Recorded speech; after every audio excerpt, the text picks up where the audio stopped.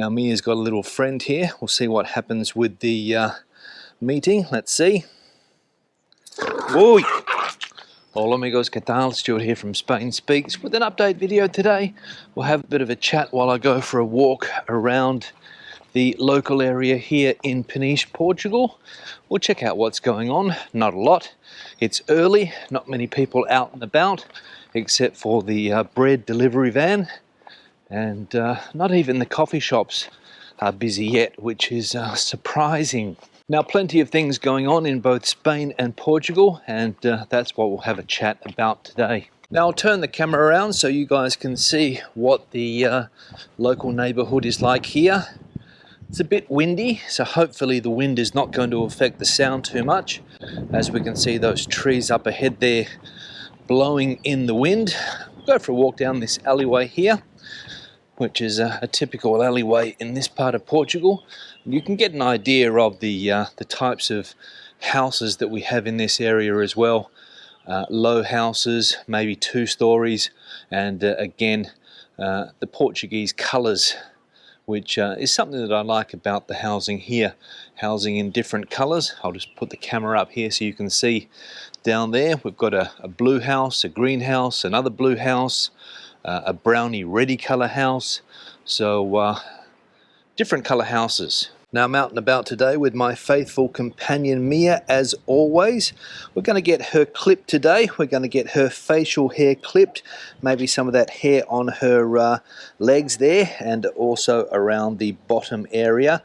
Well, I went to a pet shop yesterday to get a quote, around 25 euros to get that done, not including a bath, so a little bit expensive in my opinion compared with what we pay in Madrid. I think the last time in Madrid we paid around 23 euros, but here more without a bath. And I'm fairly sure that's because there's no competition when it comes to dog grooming in this town. I think there's only 2 places, whereas where I live in Madrid there's 5, maybe 6.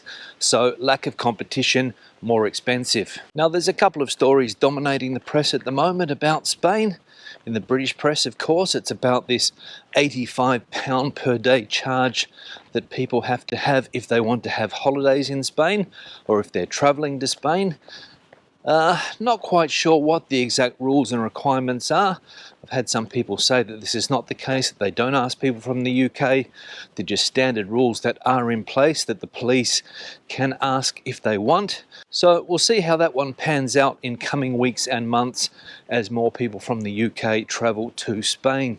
And I've also seen a few people in the comment section say recently that perhaps it's better to give Spain a miss, head to Portugal instead, and I have noticed quite a few British people around this part of the world in recent times.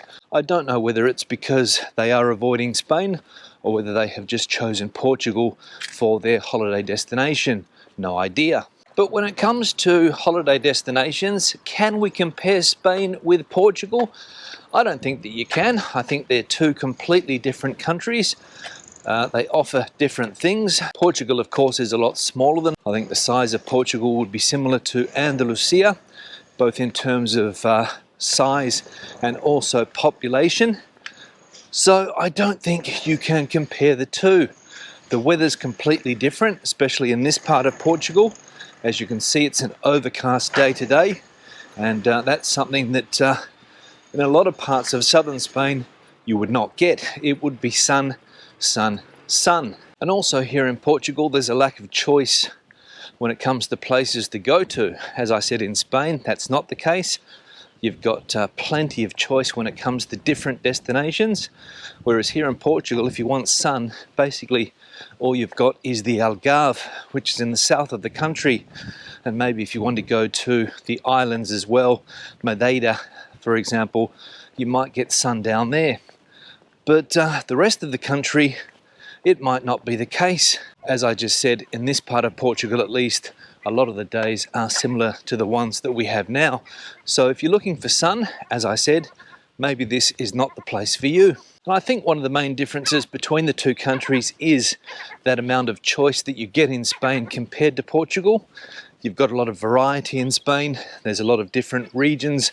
As I said, a lot of different cultural aspects as well. You've got Andalusia in the south, which has a fantastic cultural heritage. Places like Alicante, Valencia, a lot more cities that you can visit as well. Whereas here in Portugal, again, you are limited. Here in Portugal, when it comes to coastline, you've got the Atlantic, and that's about it. Cold water from north to south. Whereas in Spain, you've got the Mediterranean, you've got the northern coastline as well, and even in the south of the country, you can also experience Atlantic weather in a place like Huelva, Cádiz, for example. So, as I said, in Spain, a lot more variety when it comes to having a holiday. And you've also got the choice of islands in Spain as well. The Balearics in the Mediterranean, and of course the Canaries down there off the coast of Africa. So when it comes to tourism, I don't think the two countries are in the same league, but that's just my opinion. Now we're going for a walk along one of the more abandoned parts of Peniche. I've been through here before. People that have been watching the videos over the years will know this area never changes. Rubbish around the place here as well. And also we've got these dodgy walls that look as though they could fall down at any minute. And a lot of the other properties that we have here, I get the impression that people don't want to be bothered. There's a lot of security measures going on here. You'll see broken bits of glass on some of the walls. You'll also see quite high walls, as I said before. And I think the people that live here don't want people sticking their noses in and seeing what they are doing behind these walls. And there's an example of that broken glass on top of those bricks in order to stop people jumping over this wall. I think that would be illegal in a lot of countries, but here, obviously, that is not the case. And over here we have the unusual pet cemetery, the Peniche Pet Cemetery, and every year more and more pets buried here. And here we can see the grave of little dog Star, who was born in 2006, died in 2021, so had a good 15 years. And the owners of Star have decided to set up a little shrine there with flowers and a nice rock formation on top of the grave. Now this is an area where a few years ago abandoned dogs would come. You could quite often find 3, 4, 5, 6 abandoned dogs in this area. And I saw on the news last night that something like 41,000 dogs or pets were abandoned in Portugal in 2021. So an amazing figure to see, 41,000 abandoned pets here in 2021. Amazing to think that people buy dogs or cats and just let them go, basically. It's a shame. People get a dog or a cat for the kids, and obviously they don't understand the amount of work needed, the sacrifice needed to have a pet, and the easiest thing to do is to just abandon the dog. Absolutely crazy. I would never think of doing something like that, but unfortunately there are people in this world that still think that that is a good idea. Now over here on my left we have a hotel, Hotel Pin Al Mar, and what is it, a 3-star hotel here. And then over here directly opposite we have a waste treatment plant, which I must say gets a little bit smelly. And if I was staying in this hotel and I had that waste treatment plant there and the wind was blowing in the wrong direction, it would be a very smelly holiday. But I'm sure that in the brochures that advertise this hotel, even online as well, they don't mention the waste treatment plant. Now you can get an idea of just how windy it is today with that wind turbine up there moving very quickly indeed. But the camel doesn't seem all that fazed by the weather conditions today. Now the other thing that is dominating the press at the moment is the ERE case in Andalusia.